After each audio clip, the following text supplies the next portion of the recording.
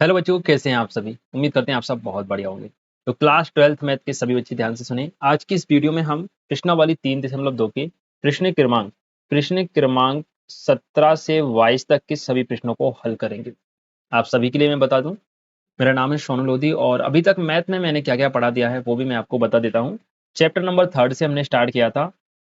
Chapter 3 से start किया था और 3 का पूरा बेसिक प्लस 3.1 एंड 3.2 के क्वेश्चन नंबर 16 तक के सारे क्वेश्चन मैं आपको करवा चुका हूँ। अगर कोई ऐसे स्टूडेंट है जो पहली बार हमारी वीडियोस को देख रहे हैं, तो मैं आपके लिए बता दूं, वीडियो के डिस्क्रिप्शन में आपको एक लिंक मिलेगा प्लेलिस्ट का, और उसमें आपको 12th मैथ जितना भी अभी तक मैंने आपको पढ़ाया है सभी वीडियोस मिल जाएंगे। ऑल वीडियो का लिंक मिल जाएगा। उस लिंक के माध्यम से आप सारी वीडियोस देख सकते हैं। आपके जो भी डाउट हैं वो वहां से क्लियर हो जाएंगे। ठीक है, बाकी जिनने पहले से मेरे से पढ़ रखा है कोई दिक्कत नहीं है। स्टार्ट करते हैं क्वेश्चन नंबर 17 से। लेकिन जो बच्चे केवल पहली बार पढ़ रहे हैं और उन्होंने ना तो मेरे से पहले कभी पढ़ा है ना ही और अन्य किसी जगह से, तो हो सकता है उनको इस क्वेश्चन को समझने में प्रॉब्लम हो। तो पहले आप इसका बेसिक पढ़ लें उन वीडियोस के माध्यम से, उसके बाद इस क्वेश्चन को ध्यान से देखेंगे। ठीक है, चलिए शुरुआत करते हैं क्वेश्चन नंबर 17 से। तो यहाँ से हम इसको तो करते हैं डिलीट, है ना। एंड अब हम आ जाते हैं क्वेश्चन नंबर 17 जो कि आप सभी के सामने है। देखिएगा क्या दिया है। ए का मान आपको दिया है, तो जो जो आपको दिया है वो हम यहाँ पे लिख लेंगे भाई।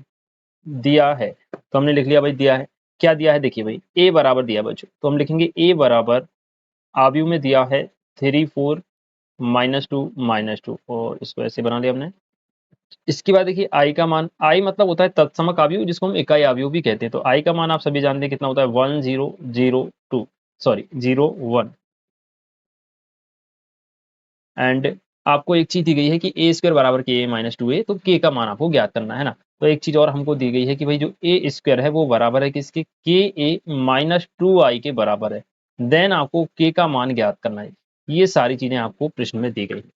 चलिए सॉल्व करते हैं। तो यहाँ पे देखिए हमें किस किस की जरूरत पड़ेगी, ए स्क्वायर का मान निकालना है, के ए का और 2i का। सारी वैल्यूज निकाल के इस इक्वेशन में रख देंगे, के का मान आ जाएगा। देखिए बच्चों कैसे करेंगे भाई, सबसे पहले निकालेंगे हम ए स्क्वायर का मान। तो ए स्क्वायर बराबर आप क्या लिखेंगे, आप लिखेंगे ए इंटू ए। ठीक है, तो ए स्क्वायर बराबर ए का मान आपको दिया है 3 4 -2 फिर से ए का मान रखेंगे 3 4 -2 अब यहाँ पर आपको दोनों का मल्टीप्लाई करना है। गुणा करना मैं पहले ही आपको सिखा चुका हूँ, इसलिए मैंने आपसे पहले ही कहा था कि जो बच्चे पहली बार क्लास को देख रहे हैं वो पहले बेसिक समझ लें, उसके बाद इस वीडियो को देखिएगा। ठीक है, तो गुणा जिन बच्चों को आता है वो आराम से समझ जाएंगे, जिनको नहीं आता वो पुरानी वीडियोस देख लीजिएगा। ठीक है, यहाँ पे हम गुणा करेंगे, 3 का 3 में आएगा बेटा 9, -2 का 4 में होगा बेटा -8। ठीक है, फिर 3 का 2 में होगा माइनस के, तो 3 दूनी -6 एंड -2 और -2 का होगा तो +4 आएंगे। ठीक है, एंड यहाँ 4 का होगा 3 में 12 हो जाएंगे, एंड -2 का 4 में होगा तो -8 हो जाएंगे। फिर 4 का -2 में हो जाएगा -8 एंड -2 का -2 में +4। ये आ गया ए स्क्वायर का मान। इसको और भी सॉल्व कर लेंगे तो ए स्क्वायर का मान क्या बचेगा, देखिए भाई यहाँ पे आप देख पाएंगे 9 में से गया 8 गया, 1 बचा। -6 + 4 को सॉल्व करेंगे तो -2 आएगा, 12 -8 करेंगे तो 4 आएगा, और -8 + 4 है तो माइनस का 4 बचेगा। ठीक है, ये आ गया हमारे पास ए स्क्वायर का मान। अब आपको 2i निकालना है ना। अब 2i बहुत आसान होता है। 2i का मतलब क्या होता है, 2 और i का मान आपको दिया है 1001। ठीक है, 2 का आप अंदर गुणा कर देंगे तो 2i का मान क्या हो जाएगा बच्चों, ये आपका हो जाएगा 2002। 2i का मान हो गया भाई। अब हमें k इंटू ए का मान चाहिए, तो यहाँ पे हम लिख लेंगे के ए बराबर, के लिखेंगे, ए का मान आपको दिया है 3 4 एंड -2 के का अंदर गुणा हो जाएगा, तो यहाँ से देखिएगा के ए बराबर क्या आएगा बच्चों, के ए बराबर आ जाएगा 3k माइनस का 2k, यहाँ 4k हो जाएगा और यहाँ भी माइनस का 2k हो जाएगा। ये बात समझे। अब आपके पास के ए का मान आ गया, ए स्क्वायर का मान आ गया और 2i का, सारी वैल्यूज उठाएंगे और इस वाले समीकरण में रख देंगे, आपका आंसर आ जाएगा। ठीक है, तो हमारे पास जो समीकरण दिया है उसको पहले हम लिख लेंगे कि हमें दिया हुआ है ए स्क्वायर बराबर के ए माइनस का 2i। ठीक है, अब ए स्क्वायर का मान जो भी हमने निकाला यहाँ रख देंगे। ए स्क्वायर का मान हमारे पास आ गया था 1 4 -2 -4। देन यहाँ पे के इंटू ए का मान भी हमारे पास आ चुका है 3k -2k 4k -2k। ठीक है, एंड -2i का मान भी हमने निकाल लिया है 2002। अब इसको सॉल्व कर देंगे तो देखिए यहाँ से आपके पास बचेगा ए स्क्वायर का मान तो यही रहेगा 1 4 -2 -4, लेकिन यहाँ पर मान चेंज हो जाएगा, ये दोनों माइनस में है तो घटा दो भाई। घटाना जोड़ना और गुणा करना अवयव का मैं आपको बता चुका हूँ। घटाते कैसे हैं, 3k में से 2 घटेगा भाई, तो इसको हम लिखेंगे 3k माइनस का 2।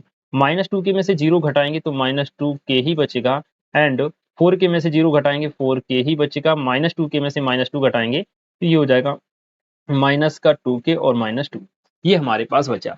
अब जब दो अवयवों के बीच में बराबर का चिन्ह होता है तो वो समान माने जाते हैं और उनके संगत अवयव भी बराबर होते हैं। ठीक है, ये सारी चीजें मैं आपको बता चुका हूँ। तो यहाँ से आप देखें दोनों के बीच में क्या है, बराबर का चिन्ह लिखा है, इसलिए अवयव कैसे हैं, समान है ना। तो हम यहाँ पे लिखेंगे इसके बाद चूंकि अवयव समान है, चूंकि अवयव समान है इसलिए इनके संगत अवयव बराबर होंगे। संगत अवयव यानी एक का संगत अवयव हो गया 3k माइनस टू का संगत हो गया -2k, 4 का संगत 4k हो गया और -4 का हो गया -2k -2। ठीक है, तो कोई सा भी एक अवयव आप संगत रख लीजिए, आंसर आ जाएगा। तो यहाँ पे आप देखें 1 के बराबर में आप लिख सकते हैं 3k -2, -2 इस तरफ ले आएंगे तो 1 + 2 बराबर में बचेगा 3k और ये हो जाएगा आपका 3 बराबर में 3k। इसको हम ऐसे भी लिख सकते हैं भाई कि 3k बराबर में 3 और यहाँ से k का माना जाएगा 1। ठीक है, अब देखिए, अब आप सोच रहे होंगे कि भाई इनका क्या करें, बाकी जो अवयव बचे हैं, तो आप उनको भी रख के देखेंगे ना तो k का मान आपका 1 ही आएगा। किसी एक को और ले लेते हैं हम, यहाँ से इस वाले को ले लेते हैं -4 को, तो -4 और इस तरफ बराबर में क्या है -2 और -2k, तो देखिएगा माइनस का 2k एंड -2, ये -2 इस तरफ आएगा भाई, तो -4 + 2 बराबर में -2k बचा। -4 में से +2 घटाएंगे तो ये आपका -2 बचेगा बराबर में -2k। -2 से -2 1 बार कटेगा और k का मान कितना आएगा बच्चों, 1। किसी भी अवयव को आप रखेंगे तो k का मान 1 ही आएगा, यही आपके प्रश्न का उत्तर हो जाएगा। ठीक है, तो k का मान हमारा हो गया 1, ये आपका हो गया आंसर। क्वेश्चन नंबर 17 यहाँ पे फिनिश होता है। चलिए देखते हैं क्वेश्चन नंबर 18 को। चलिए देख लेते हैं इसका क्वेश्चन नंबर 18। क्वेश्चन नंबर 18 में देखिए ए का मान आपको दिया है, आई जो है वो दो कोटि का एक अवयव है। आपसे पूछ रहा है तो सिद्ध कीजिए कि आई प्लस ए, आई माइनस ए और अवयव में आपको दिया है cos alpha minus sine alpha cos alpha, ये दोनों आपस में बराबर है। ठीक है भाई, प्रूफ करने को आपको दिया गया है, बहुत आसान क्वेश्चन है। देखिए सबसे पहले तो लिख लो भाई गिवन, जो भी आपको गिवन है वो यहाँ पे लिख लेंगे। क्या क्या दिया भाई, ए का मान, ए का मान जो भी आपको दिया है यहाँ लिखिए। ए का मान दिया है 0 माइनस का tan अल्फा/2 है ना, इसको देख के डरना नहीं है, नहीं तो आप समझो ये क्या है tan अल्फा/2 है ना। तो और यहाँ पर 0 दिया हुआ है। ठीक है भाई, ए का मान आपको दिया है। आई क्या है, दो कोटि का एक तत्समक अवयव है और तत्समक अवयव आप जानते हैं बहुत आसान होता है बनाना। दो कोटि का है तो हम दो कोटि का बना लेंगे। आई बराबर आपका हो जाएगा भाई 1001। इसके बाद सिद्ध हमें करना भाई, जो भी चीज प्रूव करनी है तो यहाँ पे लिख लेंगे हम प्रूव दैट क्या प्रूव करना है कि आई प्लस ए, यदि तत्समक अवयव में आप दिए गए अवयव को जोड़ेंगे तो किसके बराबर होगा, आई माइनस ए, इसके और दिए गए अवयव के गुणनफल के बराबर। क्या दिया है भाई आपको, आपको दिया है कॉस अल्फा माइनस का साइन अल्फा कॉस अल्फा, ये इसके गुणनफल के बराबर होगा। तो यहाँ पे हम एलएचएस का मान निकालेंगे, आरएचएस का मान निकालेंगे, दोनों पक्षों के मान बराबर आ जाएंगे, आपका आंसर प्रूफ हो जाएगा। ठीक है, तो सबसे पहले हम लेते हैं भाई एलएचएस। देखिए एलएचएस बराबर में क्या दिया है, आई प्लस ए, तो आई का मान रख दियो और ए का मान रख दो भाई। आई का मान आपको दिया है भाई 1001 प्लस ए का मान जो भी आपको दिया यहाँ लिखेंगे। क्या दिया है हमारे पास, 0 माइनस का tan अल्फा/2 एंड यहाँ पर दिया है tan अल्फा/2 और 0। यहाँ से देखें, अब जब आप इनको जोड़ेंगे तो आराम से इनको जोड़ सकते हैं। देखो संगत अवयव में संगत अवयव जोड़ा जाता है, यानी 1 में जुड़ेगा 0, 0 में जुड़ेगा माइनस का tan अल्फा/2, 0 में tan अल्फा/2 और 1 में 0। ठीक है, तो मैं डायरेक्ट यहाँ पे जोड़ता हूँ। 1 में 0 को 0 जोड़ेंगे, 1 में 0 को जोड़ेंगे तो ये आ जाएगा 1।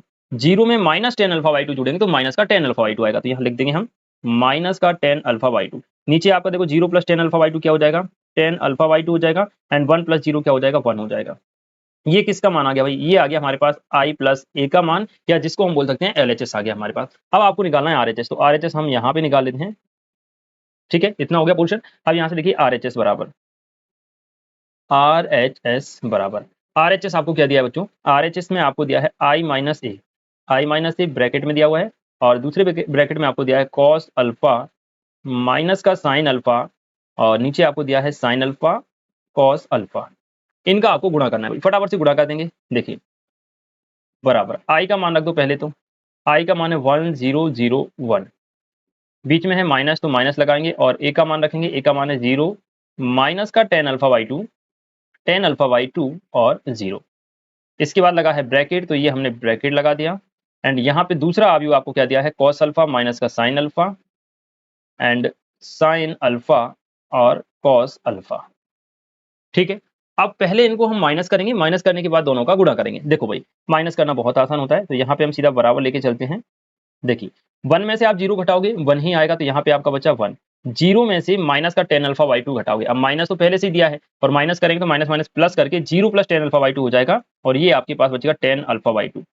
0 में से tan अल्फा/2 घटाओगे तो माइनस का tan अल्फा/2 बचेगा यहाँ पर और यहाँ 1 में से 0 घटाओगे तो 1 बचेगा। ये घटाने के बाद बचा दूसरा अवयव आपको क्या दिया है, cos alpha sign alpha minus का, कॉस अल्फा माइनस का साइन अल्फा, और नीचे दिया हुआ है साइन अल्फा और कॉस अल्फा। दोनों का करना है गुणा भाई, तो फटाफट से कर दो।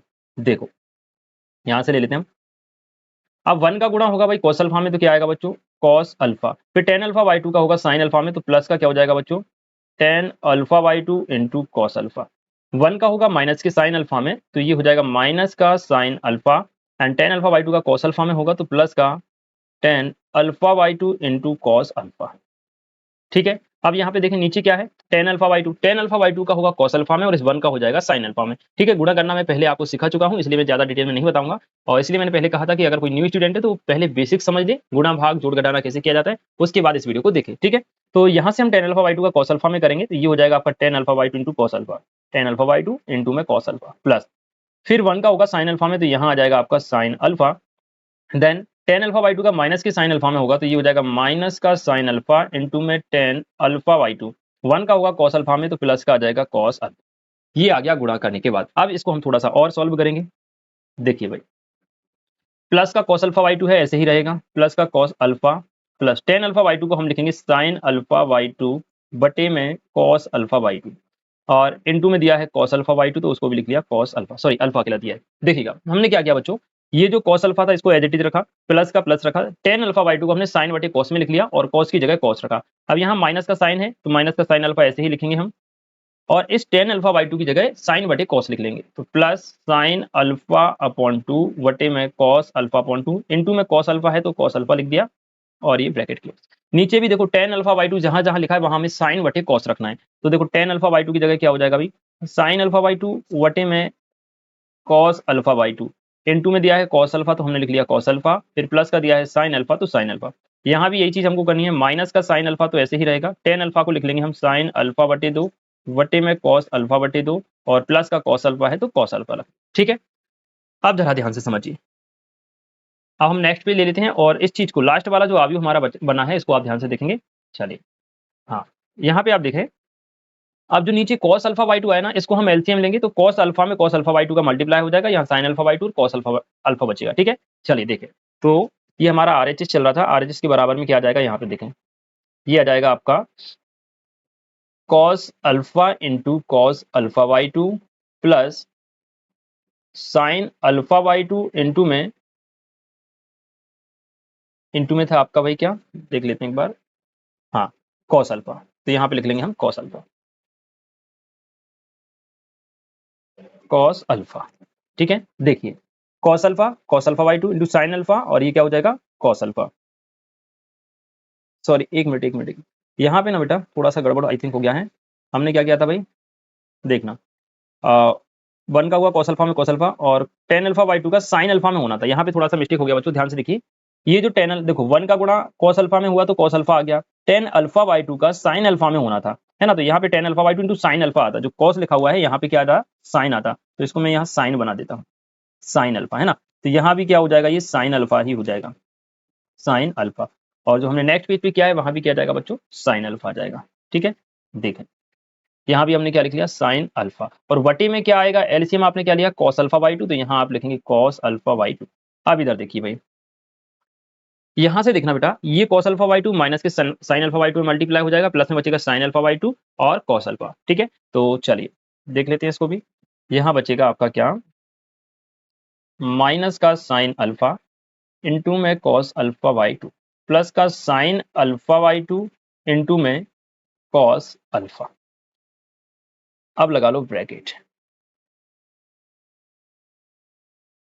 नीचे देखना बेटा, अगली स्टेप में यहाँ पे क्या होगा, sign alpha by 2 cos alpha by 2 है, तो कॉस अल्फा बाई 2 यहाँ भी एलसीएम आएगा, और कॉस अल्फा बाई 2 का साइन अल्फा में गुणा हो जाएगा, यानी यहाँ बचेगा sine alpha by 2 cos alpha, और sine alpha into cos alpha by 2। ठीक है, चलिए यहाँ पे आपका क्या बचा बच्चों, साइन अल्फा बाई 2 इंटू में, सॉरी साइन अल्फा था यहाँ पे, सॉरी, हाँ जी, साइन अल्फा बाई 2 बटे में cos alpha by 2 plus cos alpha, और यहाँ sine alpha cos alpha by 2 हो जाएगा, तो यहाँ तो कॉस अल्फा ही रहेगा, एक मिनट कहाँ गया, हाँ जी, sine alpha by 2 cos alpha into cos alpha plus में साइन अल्फा। देखो कॉस अल्फा, प्लस में क्या दिया है साइन अल्फा, इनटू में गुणा हो जाएगा कॉस अल्फा बाई टू का, और यही चीज हमने क्या लिया है यहाँ पर एलसीएम दी है, तो एलसीएम में भी आपका क्या आ गया cos alpha by to. Last step और बची है भाई, यहाँ पे देखिएगा, देखो minus sign alpha by to, sign alpha by to cos alpha by to, तो कॉस का गुणा कहाँ हो जाएगा कॉस में, तो minus sign alpha into sine alpha by to, plus का आ जाएगा cos alpha into cos alpha by to. ठीक है, ध्यान से समझिएगा बच्चों, यहाँ पे बचेगा हमारा क्या माइनस का साइन अल्फा इंटू में sine alpha upon two, plus का आ जाएगा कॉस अल्फा इंटू में कॉस अल्फा अपॉन टू, और वटे में भी क्या चल रहा है कॉस अल्फा अपॉन टू। ये चीज है, थोड़ा सा कंफ्यूजन यहाँ आपको हो सकता है, तो मैं चाहूंगा आप इसको दोबारा भी देख सके, है ना, क्योंकि ये स्टेप जो है बहुत महत्वपूर्ण है, अगर यहाँ पे आप गलती कर गए तो फिर परेशानी हो सकती है, इसलिए अगर आपको कहीं भी कंफ्यूजन लगे वीडियो को रोक करके तसल्ली से दोबारा देख लेना, डाउट नहीं रहेगा।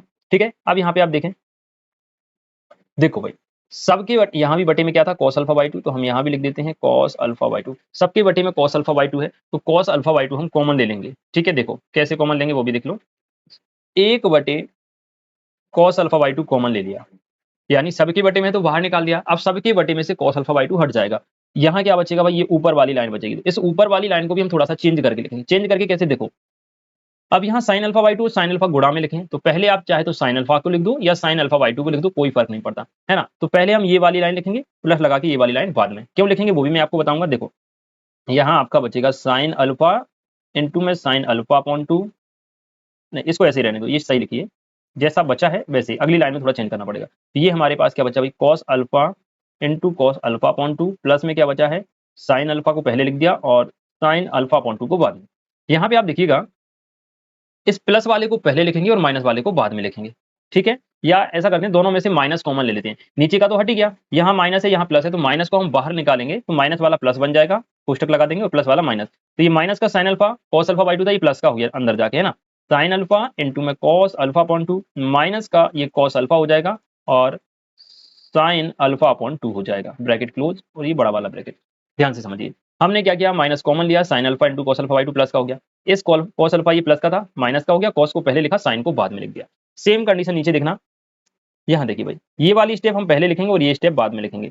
अब इस sine alpha cos alpha by two को यहाँ लिखेंगे हम, sign alpha into cos alpha by two plus cos alpha into sine alpha upon two. यहाँ पे कंफ्यूज मत होना, मैंने क्या किया है sine alpha cos alpha by two को यहाँ पहले लिख लिया, फिर इस कॉस प्लस लगाया ये वाला इधर, कॉस अल्फा को पहले लिखा और साइन अल्फा बाई टू को इधर लिख लिया, बस और कुछ भी नहीं किया।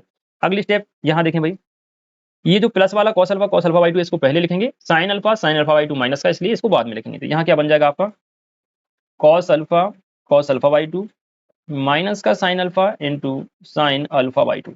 बस अब लगभग आपका क्वेश्चन होने वाला है। यहाँ पे देखिए हमने ऐसा क्यों किया, एक फॉर्मूला यहाँ पे बन रहा है बच्चों, एक तो बन रहा है आपका साइन ए प्लस बी का फॉर्मूला, मैं यहाँ लिख के दिखा देता हूँ आपको, बाद में इसको मैं मिटा भी दूंगा। ठीक है, देखना साइन ए प्लस बी इसका एक फॉर्मूला होता है बच्चों, इसका फॉर्मूला होता है साइन ए कॉस बी प्लस का कॉस ए साइन बी, ये फॉर्मूला होता है। यहाँ प्लस माइनस लगा दो, यहाँ भी प्लस माइनस, अगर माइनस है तो माइनस आ जाता है, प्लस है तो प्लस आ जाता है। ठीक है, एक और फॉर्मूला होता है कॉस ए प्लस बी का और कॉस ए माइनस बी का, तो उसको भी आप देख लें, कॉस ए प्लस बी का फॉर्मूला देखो भाई, कॉस ए प्लस बी इसका फॉर्मूला होता है cos A cos B minus का sine A sine B, and दूसरा होता है आपका कॉस ए माइनस बी का, जिसको हम लिखते हैं cos A cos B, plus आ जाता है यहाँ पर साइन ए और साइन बी। ये दोनों ही फॉर्मूले बहुत महत्वपूर्ण है, इनको चाहे तो आप नोट कर लें या याद रख लेना। ठीक है, इन फॉर्मूले की सहायता से यहाँ पे देखिए क्या बनेगा, ये बचा हमारे पास कॉस अल्फा बाई टू, देखो cos A cos B sine B, ये बन गया कॉस ए प्लस बी का फॉर्मूला, सॉरी ए माइनस बी का फॉर्मूला, कॉस ए माइनस ए की जगह अल्फा हो गया, बी की जगह अल्फा बाई टू हो गया, तो cos alpha by to sign alpha by to, इसको हम लिख सकते हैं cos alpha minus alpha upon two. यहाँ देखना ये माइनस तो बाहर है, ये बन जाएगा साइन ए कॉस बी और cos A sine B minus का, तो ये साइन ए माइनस बी का बन जाएगा, तो साइन ए की जगह अल्फा है, बी की जगह अल्फा अपॉन टू है, ब्रैकेट तो ब्रैकेट। यहाँ देखना ये भी बन जाएगा साइन ए प्लस बी का, तो इसको हम क्या लिखेंगे बच्चों, इसको लिखेंगे साइन ए की जगह अल्फा प्लस बी की जगह अल्फा अपॉन टू, एंड यहाँ पे बन जाएगा कॉस ए प्लस बी का, तो हम लिख देंगे cos alpha plus alpha upon two. अब यहाँ पे एक चीज और समझिएगा, देखो अगर आपके पास ऐसा दिया है कि भाई कॉस थीटा प्लस का थीटा अपॉन टू, या माइनस है theta minus theta upon two है, या theta plus theta upon two है, तो इसके बराबर में आ जाता है कॉस थीटा अपॉन टू। ठीक है, चाहे माइनस हो या प्लस, सेम कंडीशन साइन वाले फॉर्मूले में भी होती है। तो यार देखो cos alpha minus alpha by to है, तो इसको हम कॉस अल्फा बाई टू लिख सकते हैं, तो एक बटे कॉस अल्फा बाई टू बाहर जाए, यहाँ आपका क्या हो जाएगा cos alpha by two. Same यहाँ देखना ये माइनस तो है ही, sine alpha minus alpha by two को हम साइन अल्फा बाई टू लिखेंगे, तो माइनस का साइन अल्फा बाई टू, यहाँ भी साइन अल्फा बाई टू हो जाएगा भाई, और यहाँ हो जाएगा कॉस अल्फा बाई टू। अब देखना यहाँ पर ये जो बटे में cos अल्फा बाई टू है, इसका भाग इन चारों अवयवों में जाएगा। जब इसका भाग अंदर करेंगे तो सभी के बटे में जाएगा। जब ये cos अल्फा बाई टू के बटे में आएगा तो यहाँ कट जाएगा और एक बचेगा। Minus sign alpha by to के बटे में cos अल्फा बाई टू आएगा तो साइन बटे cos tan बन जाएगा, यहाँ साइन बटे cos tan बन जाएगा और यहाँ cos बटे cos 1 बन जाएगा। ठीक है, तो फाइनल स्टेप जो आपकी बचेगी वो इस प्रकार से बचेगी। देखो यहाँ तो 1 आ जाएगा, यहाँ माइनस का क्या बचेगा tan अल्फा बाई टू, यहाँ प्लस का tan अल्फा बाई टू हो जाएगा और यहाँ पे हो जाएगा 1। और ये किसके बराबर में आ गया, ये आ गया LHS के बराबर में। ठीक है, ये जो RHS है ये किसके बराबर में आ गया, LHS के बराबर में। तो हम लिख सकते हैं अतः LHS बराबर RHS, ये आपका प्रूफ हो गया। ठीक है, ये हो गया हमारा क्वेश्चन नंबर 18। थोड़ा सा बड़ा क्वेश्चन है, लेकिन अगर आप इसको 2 से 3 बार करके देख लेंगे तो आपको कभी भी कोई दिक्कत नहीं होगी। ठीक है, चलिए नेक्स्ट क्वेश्चन देखते हैं। क्वेश्चन नंबर 19 आप सभी के सामने है। देखिए क्वेश्चन में क्या कहा गया है, किसी व्यापार संघ के पास 30,000 रुपयों का एक कोष है। ठीक है भाई, जिसने दो भिन्न भिन्न प्रकार के बांडों में निवेशित करना है। दो भिन्न भिन्न प्रकार की किस्त समझ सकते हैं या बांड समझ सकते हैं। तो 30,000 रुपया है आपके पास, दो किस्तों में आपको जमा करना है, ऐसा समझ लीजिए। ठीक है, प्रथम बांड पर आपको जो है 5% ब्याज मिलेगा, द्वितीय बांड पर आपको 7% वार्षिक ब्याज प्राप्त होता है। ठीक है भाई, आयु गुणन के प्रयोग द्वारा यह निर्धारित कीजिए कि 30,000 रुपए के कोष को दो प्रकार के बांडों में निवेश करने के लिए किस प्रकार बांटे, जिससे व्यापार संघ को प्राप्त कुल वार्षिक ब्याज नंबर 1 1800 रुपए हो, नंबर 2 2000 रुपए हो। देखो इसको बहुत आसानी से हम कर सकते हैं। एक तो सिंपल वे है कि जो ब्याज होता है, ब्याज का फॉर्मूला आप सभी जानते हैं क्या होता है, पी आर परसेंट लिख दो या बटे में 100 लिख दो, या PRT लिख रहे हैं तो बटे में 100 लिख दो, R परसेंट मत लिखो। ठीक है, तो P गुणा R गुणा T अपन में 100, ये आपका ब्याज का फॉर्मूला होता है। ठीक है, अब ब्याज आपको दो प्रकार का दिया है, नंबर 1 तो आपको दिया है 1800 एंड नंबर 2 आपको दिया है भाई 2000। और यहाँ पे देखना वार्षिक है तो टी का मान कितना हो जाएगा, वार्षिक का मतलब होता है 1 साल, तो टी बराबर हो गया 1 साल।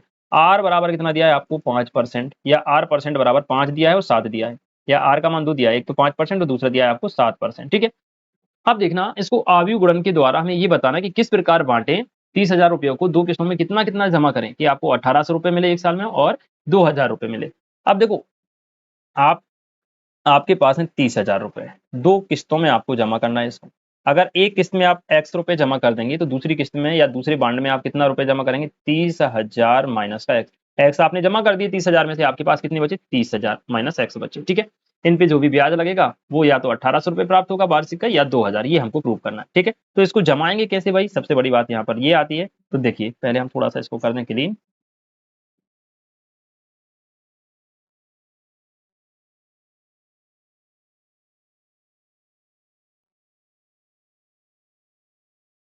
देखिए,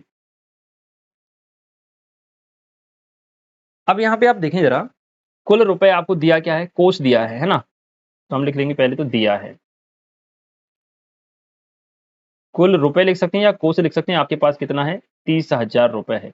एंड आर के दो मान आपको दिए गए हैं, कितने कितने भाई, एक तो आपको दिया है 5% एंड दूसरा आपको दिया है 7%। ठीक है, ब्याज आपको दो कंडीशन में निकालना है कि नंबर 1 तो आपका क्या है 1800 ब्याज प्राप्त हो, 1800 रुपए का, एंड नंबर 2 आपसे क्या बोल रहा है 2000 रुपए का ब्याज प्राप्त हो, और आयु के गुणन द्वारा हमें ये करके बताना है। ठीक है, तो यहाँ पे आप पहला आयु बनाएंगे पंक्ति आयु। पंक्ति आयु क्या होता है मैं आपको बता चुका हूँ, जिसमें केवल एक ही पंक्ति होती है। तो पंक्ति आयु में देखो हमें क्या करना है, P गुणा, ये P है, P गुणा R गुणा T बराबर में क्या आएगा आपका I आएगा, I मतलब ब्याज आ जाएगा।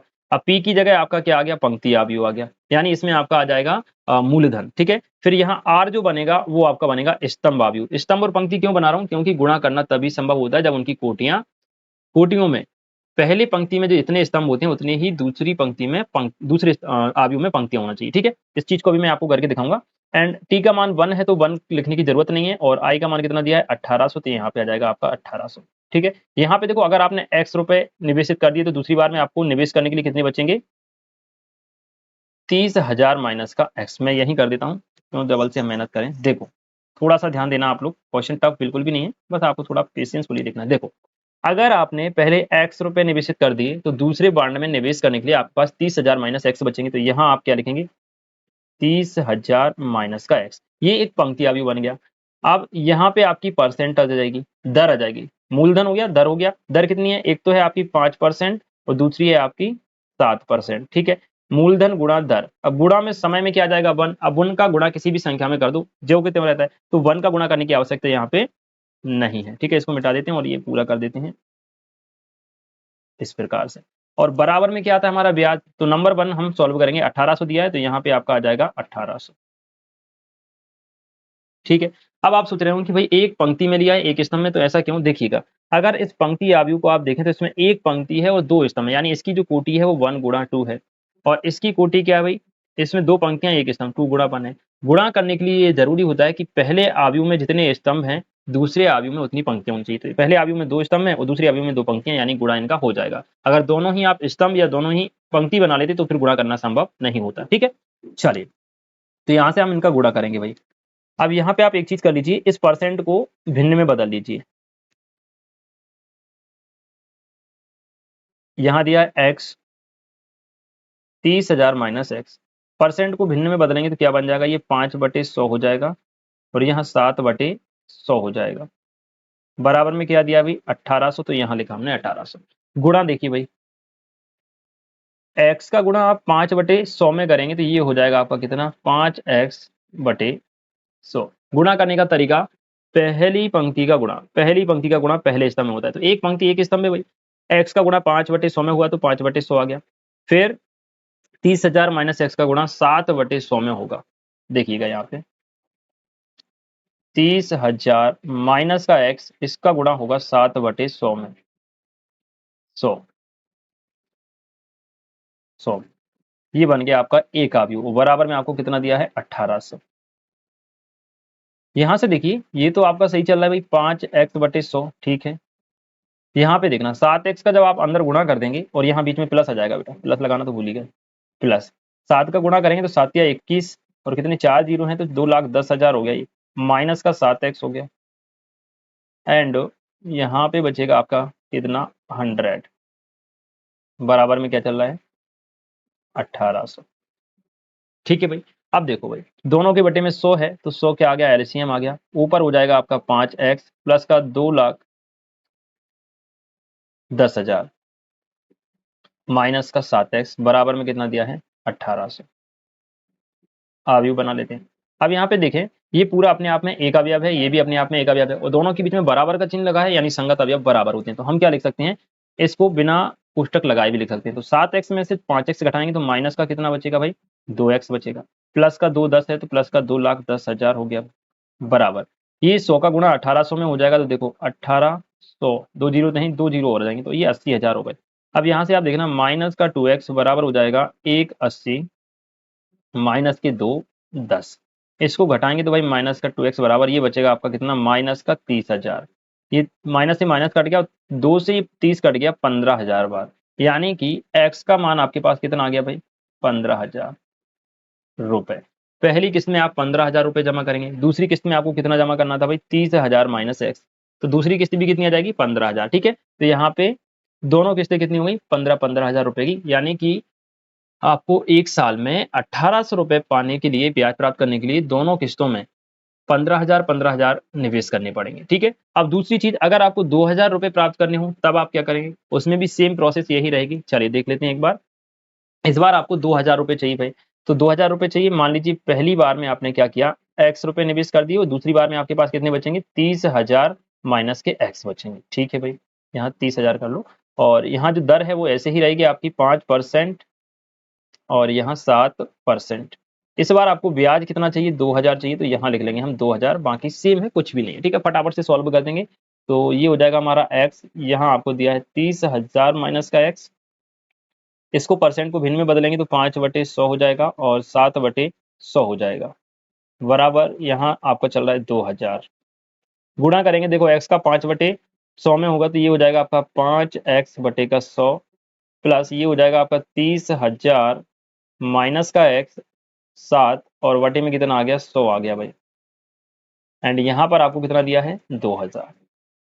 अब देखो बीच में बराबर लगाए, संगत अवयव बराबर होते हैं तो कोष्टक के बिना भी लिख सकते हैं। 100 आएगा बच्चों एलसीएम, सो एलसीएम आया, यहाँ पे हो जाएगा आपका 5x प्लस 7 का अंदर गुणा होगा तो वही 210 हो जाएगा आपका, और यहाँ माइनस का 7x हो जाएगा, बराबर में इस 100 का गुणा, यहाँ चलो अब की बार और 2,000 लिख लेते हैं। 100 का गुणा कर दो, यहाँ 5 में से 7 गए तो माइनस के 2x बचे, प्लस के 2,10,000 बराबर में कितने, 2,000 में 100 का गुणा और कर दो भाई, ये आपके 2 लाख हो जाएंगे। 3 और 2, ये 2 लाख हो गए। 2,10,000 को उस तरफ भेज दो भाई, तो यहाँ से माइनस का 2x बराबर हो जाएगा आपके पास 2 लाख माइनस का 2,10, घटाएंगे तो -2x बराबर कितना बचेगा, -10 बचेगा बच्चों।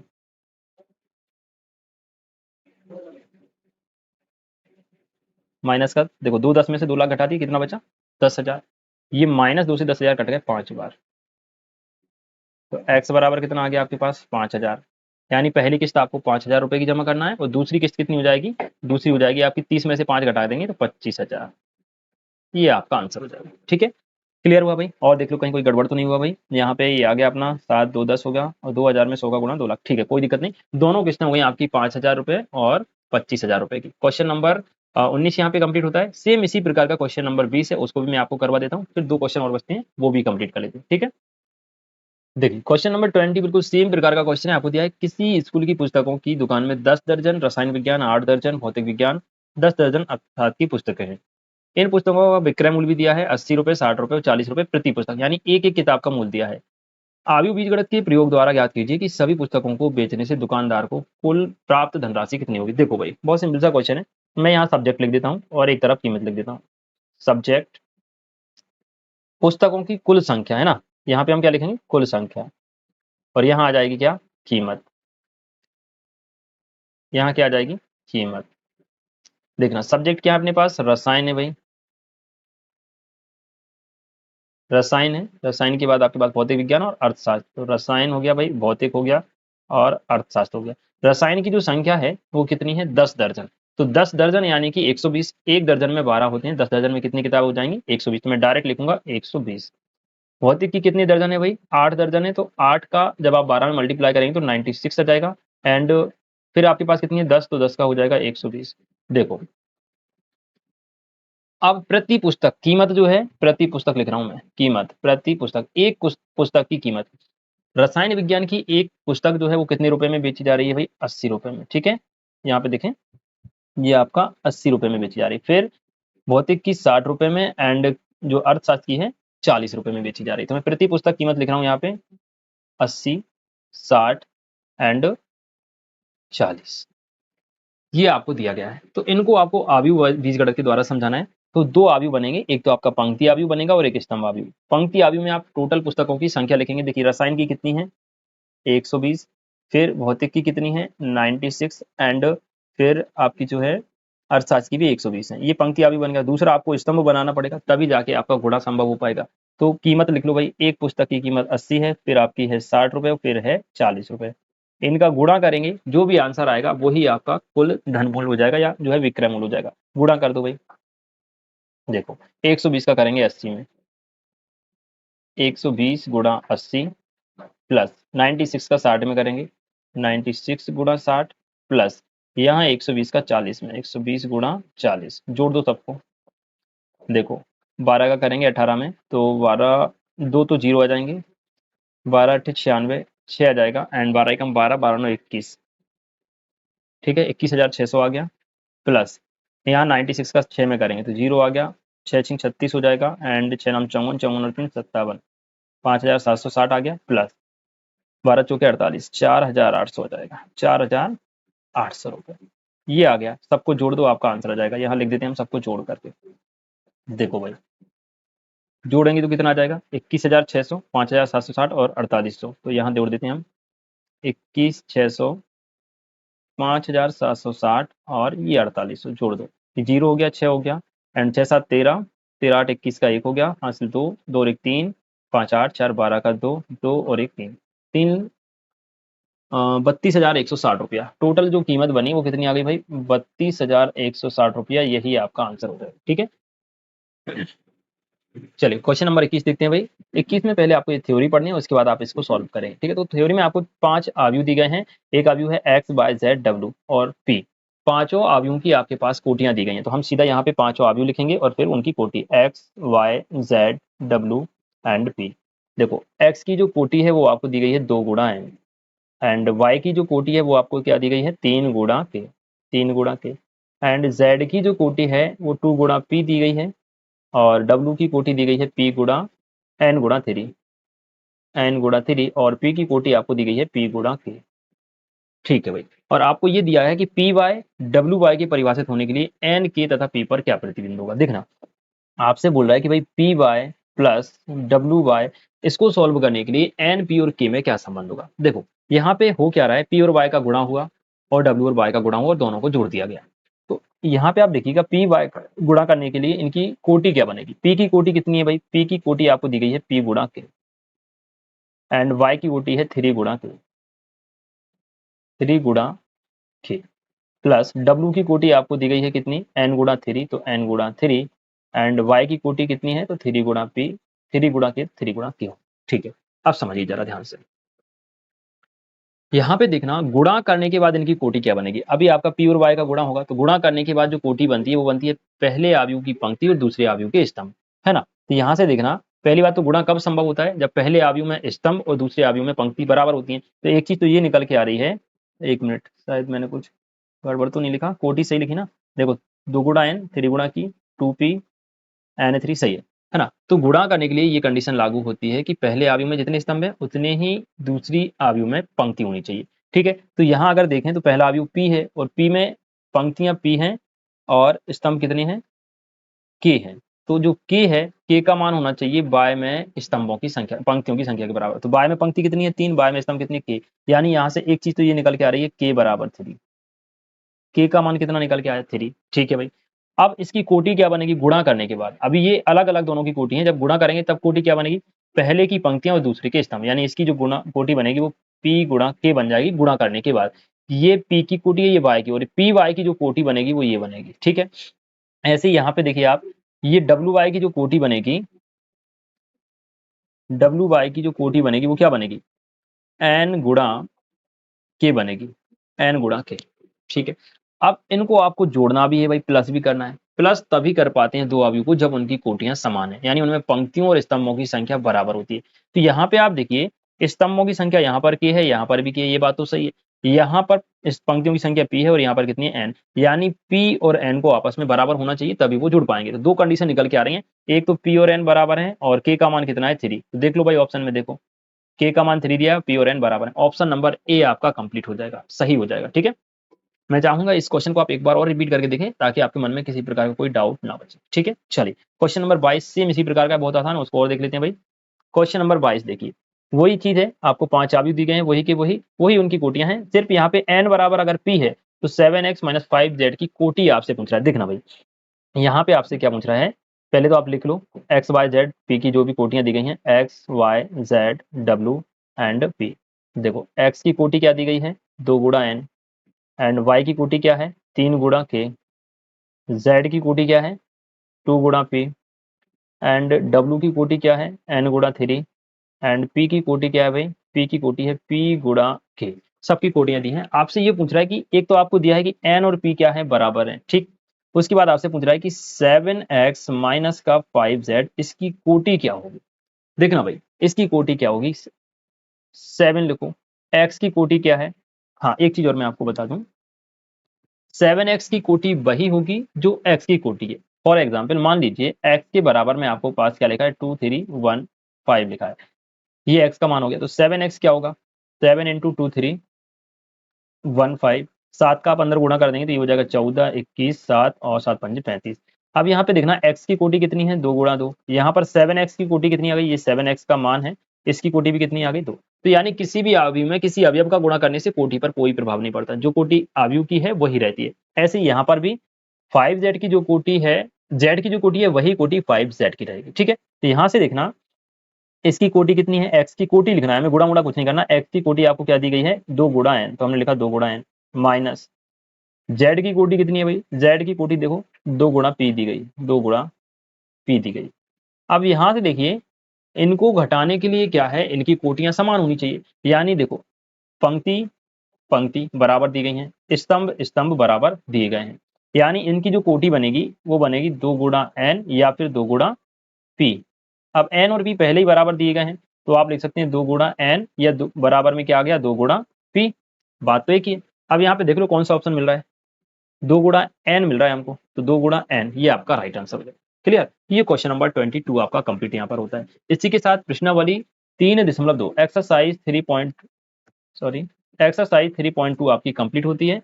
एंड अब आपका 3.3 बचा हुआ है, वो हम अगली वीडियो में आपके लिए लेके आएंगे। अगर आपको ये वीडियो हेल्पफुल लगी, इससे आपको सीखे हैं, तो अपने अन्य दोस्तों के साथ इसको शेयर भी कर सकते हैं। साथ ही आप हमें टेलीग्राम पर और फेसबुक पेज पर भी फॉलो कर सकते हैं। ठीक है, जो भी आपकी क्वेरी हो, डाउट हो, आप उनको कमेंट में हमें बता सकते हैं, उन पर आपको जो है सॉल्यूशन दिया जाएगा। ठीक है, मिलते हैं नेक्स्ट वीडियो में, तब तक के लिए खुश रहें, मस्त रहें, जय हिंद। तो क्वेश्चन नंबर 18 आप सभी के सामने है।